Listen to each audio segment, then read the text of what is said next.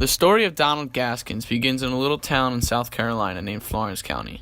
Gaskins was born on March 13, 1933, and quickly acquired the nickname Pee-wee because of his small size, which coincidentally enough didn't stop him from taking down his targets.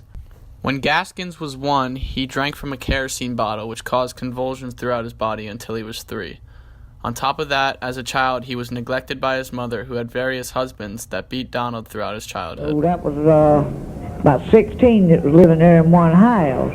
But I was the one who the older ones picked on, and I was kicked around all the time, too. And made, at night. At a very young age, Gaskins dropped out of school, and his first run-in with the law occurred shortly after, when him and a few of his other friends committed a string of burglaries and committed gang rape on his sister's friend. These actions caused Gaskins to go to reform school, where he continued to commit heinous crimes such as rape and theft. He once escaped the reform school and got married. He shortly returned back to the school to finish his sentence and was released when he was 18. The Pee-wee spent many of his next years in and out of prison for smaller crimes like burglaries and fencing other crimes. In 1952, he killed one of the most feared inmates at Central Correctional Institution, Hazel Brazel. He was sentenced to 3 more years in prison, but shortly escaped by hiding in a garbage truck and fled. Gaskins then went to Florida, where he worked in a carnival to stay under the radar. He was caught and rearrested in 1961, but was released in the same year. After that, he was convicted of the rape of a 12-year-old girl and was sentenced to 8 more years in prison. In 1968, he was released on parole. Gaskins tried carrying on life like a normal man and started working in Sumter for Fort Roofing Company.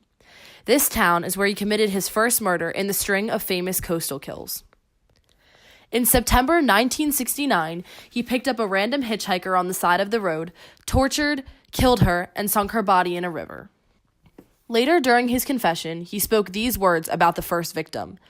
"All I could think about was how I could do anything I wanted to her." The victims of the coastal kills were both male and female, whom he killed purely for pleasure, about every 6 weeks to suppress his feelings. Although he tortured and mutilated his victims, he would try to keep them alive for as long as possible. He used methods such as stabbing, suffocation, mutilation, even cannibalism. After many years of killing randoms, he finished his killings by murdering people that actually had a connection to him. Gaskins would sexually assault women and then beat them to death. After that, he would bury them in private locations and in the woods. Other stuff in. I had several cars parked out there, junk cars they were. Peg Cutno was spread eagle out on the bed. She was handcuffed with her hands up over her head to the rounds in the bed there, and her feet was tied out, and she was stripped naked in there.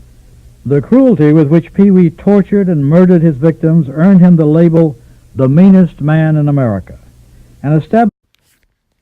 Walter Neely put an end to the Pee-wee's violence on November 4th, 1975. Gaskins approached Walter many times to help him commit murders and knew some of the burial sites of his murders. Exactly 1 month later, Gaskins confessed.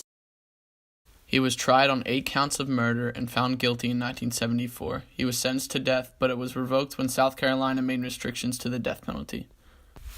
As if life in prison wasn't enough, Gaskins decided to kill an inmate on death row, Rudolph Tyne, by detonating explosive in his radio.